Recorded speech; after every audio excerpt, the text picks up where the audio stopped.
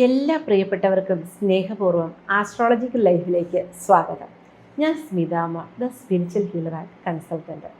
അപ്പോൾ 2025 പുതുവർഷ ഫലം നമുക്ക് ഉത്രാടം നക്ഷത്രക്കാർക്ക് എങ്ങനെയാണെന്ന് പെൻഡുല ശാസ്ത്രപ്രകാരം ഒന്ന് നോക്കിയാലോ. കാര്യവിജയം, തൊഴിൽ നേട്ടം, സ്ഥാനലബ്ധി, മാനസികമായ സന്തോഷം, ഇതൊക്കെ നേടിത്തരുന്ന വർഷമാണ് ഈ 2025. ഏറ്റവും കൂടുതൽ ഇവർക്ക് കിട്ടുന്നത് വിദേശ ലാഭമായിരിക്കും, വിദേശ ഗുണമായിരിക്കും, വിദേശ ധനം കയ്യിൽ വരിക, വിദേശത്തു നിന്നുള്ള സാമ്പത്തികം. അതിപ്പോൾ ഒരു പക്ഷേ നിങ്ങൾ തന്നെ പോകുന്നതാവാം, അല്ലെങ്കിൽ ഭാര്യ പോയിട്ടാവാം, അല്ലെങ്കിൽ ഭർത്താവ് പോയിട്ടാവാം, മക്കൾ പോയിട്ടാവാം. വിദേശ ധനമൊക്കെ കൈകാര്യം ചെയ്യാൻ സാധിക്കുക, മാനസികമായിട്ട് വളരെയധികം സന്തോഷം അനുഭവിക്കാൻ പറ്റുക, തൊഴിൽ ലാഭം, തൊഴിലൊക്കെ നിന്നൊക്കെ നമുക്ക് നേട്ടങ്ങളുണ്ടാവുക ഒക്കെ ചെയ്യാൻ പറ്റുന്ന വർഷമാണിത്. അതുപോലെ വിവാഹമൊക്കെ വൈകി നിൽക്കുന്നവർക്ക്, വിവാഹം കഴിക്കണമെന്ന് ആഗ്രഹിക്കുന്ന ഉത്രാടം നക്ഷത്രക്കാർക്ക് ഈ വർഷം ആലോചിച്ച് കഴിഞ്ഞാൽ നല്ല വിവാഹങ്ങളൊക്കെ നടക്കാനും അതുപോലെ തന്നെ സന്താന യോഗവും ഒക്കെയുള്ള വർഷമാണ് കേട്ടോ. മാനസികമായിട്ട് കുറച്ച് വിഷമിച്ച് ഒരു കാര്യങ്ങളും നടക്കാതെ എന്താ ചെയ്യുക എന്നൊക്കെ ആലോചിച്ചിരിക്കുന്നവർക്ക് ഒരു ശുഭപ്രതീക്ഷയൊക്കെ തരുന്ന വർഷമാണ് ഈ 2025. ആരോഗ്യപരമായ കാര്യങ്ങളുടെ ശ്രദ്ധയില്ലായ്മ മൂലം എന്തെങ്കിലുമൊക്കെ രോഗങ്ങളൊക്കെ വരുത്തി വെച്ചിട്ടുണ്ടെങ്കിൽ അതിന് കൃത്യമായിട്ട് ഔഷധം കൂടി ഒന്ന് കഴിക്കുന്നത് നല്ലതാണ് കേട്ടോ. അപ്പോൾ രോഗം വരുത്തി വെച്ചിട്ടുണ്ട് എന്ന് പറയുമ്പോൾ നമ്മൾ വിചാരിക്കും അതെങ്ങനെയാണ്, നമ്മളാണ് രോഗം വരുത്തുന്നതെന്ന്. തീർച്ചയായിട്ടും അതെ, നമ്മുടെ ജീവിതചര്യ കൊണ്ടും നമ്മുടെ കൃത്യനിഷ്ഠയില്ലായ്മ കൊണ്ടും നമ്മൾ കഷ്ടപ്പെടുത്തുന്നതുകൊണ്ടാണ് ശരീരം അത് തിരിച്ച് രോഗമായിട്ട് നമുക്ക് തരിക. അപ്പോൾ അതുകൊണ്ട് നമ്മൾ ആ കാര്യങ്ങളിലൊക്കെ ഒരു ശ്രദ്ധ പുലർത്തി കഴിഞ്ഞാൽ രോഗങ്ങളൊക്കെ കുറയും കേട്ടോ. കൃത്യനിഷ്ഠയോടുകൂടി നമ്മൾ കാര്യങ്ങൾ ചെയ്ത് കഴിയുമ്പോൾ നമ്മുടെ രോഗാവസ്ഥയ്ക്കൊക്കെ ഒരു കുറവ് വരും. വർദ്ധിച്ച ദുഃഖവും സങ്കടവും ഒക്കെ മനസ്സിൽ കിടക്കുന്നുണ്ടെങ്കിൽ അതിനെയൊക്കെ ഒന്ന് റിമൂവ് ചെയ്ത് കളയുക. അങ്ങനെയുള്ള കാര്യങ്ങളൊക്കെ ഒരുപാട് മാനസിക വ്യതകളെ നമുക്ക് ഉണ്ടാക്കി തരും. അതുപോലെ തൊഴിൽപരമായ രംഗത്തൊക്കെ വിജയമാണെങ്കിലും ബിസിനസ് രംഗത്ത് നിൽക്കുന്നവർക്ക് ബിസിനസ്സിലെ പുരോഗതി, വളരെ നല്ല രീതിയിലുള്ള പുരോഗതി, ഇടയ്ക്ക് നമുക്കൊന്ന് സ്റ്റോപ്പ് ആവാനൊക്കെയുള്ള സാധ്യതയുണ്ട്. അതെന്തെങ്കിലുമൊക്കെ നമ്മളൊരു വ്യതിയാനം വരുത്തുന്നത് കൊണ്ടാവാം ബിസിനസ്സിൽ. അതൊന്ന് നോക്കിയിട്ട് നമ്മളതിന് നമ്മൾക്ക് പറ്റുന്ന രീതിയിൽ ഒന്നും കൂടി ഒന്ന് എപ്പോഴും ശ്രദ്ധ. ഒരു ദിവസം നമ്മൾ മറ്റൊരാളെ ഏൽപ്പിച്ചിട്ടുണ്ട് എന്ന് വിചാരിച്ച് മാറിയിരിക്കാതെ വളരെ നല്ല പോലെ നമ്മൾ വളരെ ശ്രദ്ധിച്ച് നമ്മുടെ ബിസിനസ്സിൽ എപ്പോഴും നമ്മൾ ഒരു കണ്ണ് നമ്മൾ അങ്ങോട്ട് കൊടുത്തിരുന്നാൽ നമുക്കതിൽ നല്ല നേട്ടങ്ങൾ നേടിയെടുക്കാനും സാധിക്കും കേട്ടോ. സന്താനങ്ങളുടെ വിദ്യാഭ്യാസ കാര്യങ്ങളിലൊക്കെ ഒന്ന് സൂക്ഷിക്കുന്നതും ശ്രദ്ധിക്കുന്നതും നല്ലതാണ്.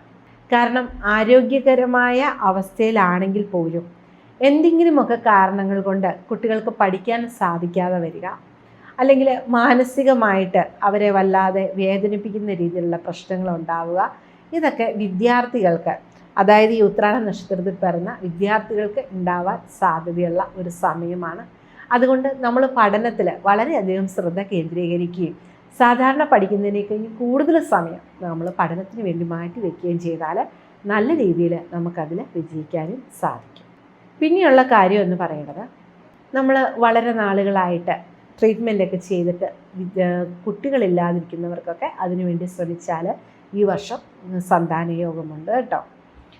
പിന്നെയുള്ള ഒരു കാര്യം, നമുക്ക് മനസ്സിൽ എപ്പോഴും സഹോദരങ്ങളെക്കുറിച്ചുള്ള വേവലാതി അല്ലെങ്കിൽ സങ്കടമൊക്കെ ഉള്ളവർക്ക് കാണാൻ സാധിച്ചില്ല, അല്ലെങ്കിൽ അങ്ങ് എത്താൻ സാധിക്കുന്നില്ല, അല്ലെങ്കിൽ കുട്ടി മാറി നിൽക്കുന്നത് കൊണ്ടുള്ള വിഷമങ്ങളൊക്കെ ഉള്ളവർക്ക് അവരുടെ പഠനമൊക്കെ തീർന്നൊരു പക്ഷേ നാട്ടിൽ വരുന്നത് കൊണ്ടാണ് എന്തായാലും നിങ്ങൾക്ക് ഒന്നിച്ച് കുറച്ച് നാൾ താമസിക്കാനൊക്കെയുള്ളൊരു അവസ്ഥ സംജാതമായി വരാനുള്ള സാധ്യതയുണ്ട്.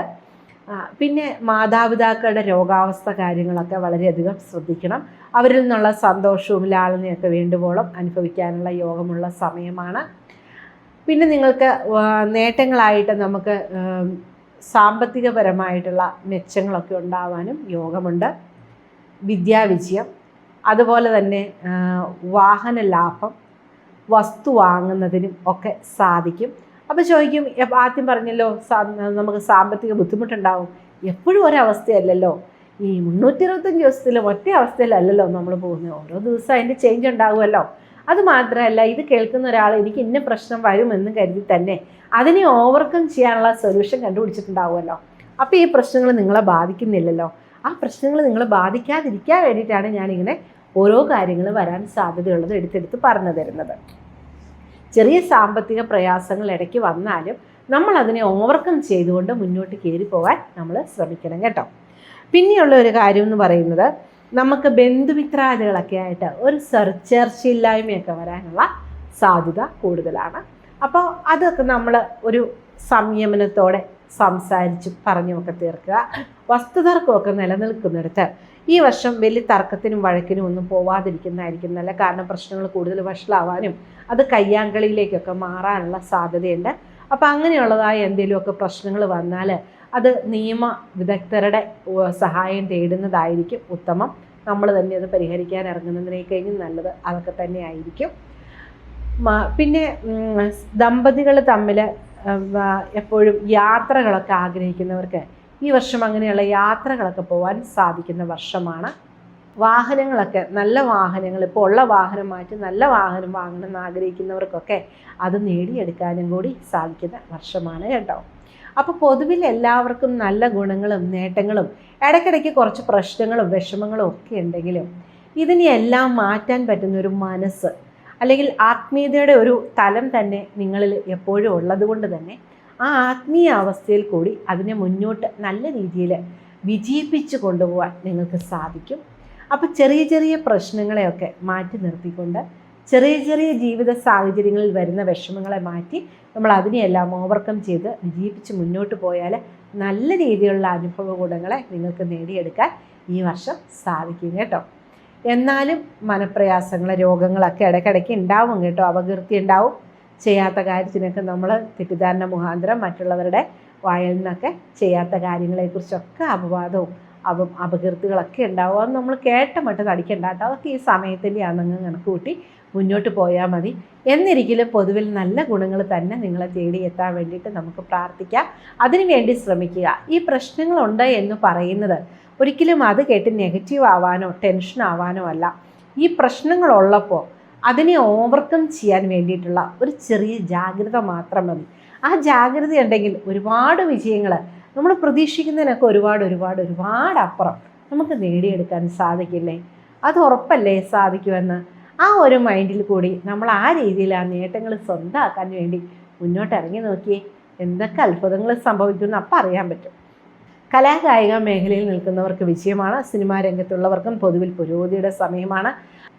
അതുപോലെ തൊഴിൽ മാറ്റമൊക്കെ ആഗ്രഹിക്കുന്നവർക്ക് തൊഴിൽ മാറ്റം ലഭിക്കുന്ന വർഷം കൂടിയാണ് കേട്ടോ.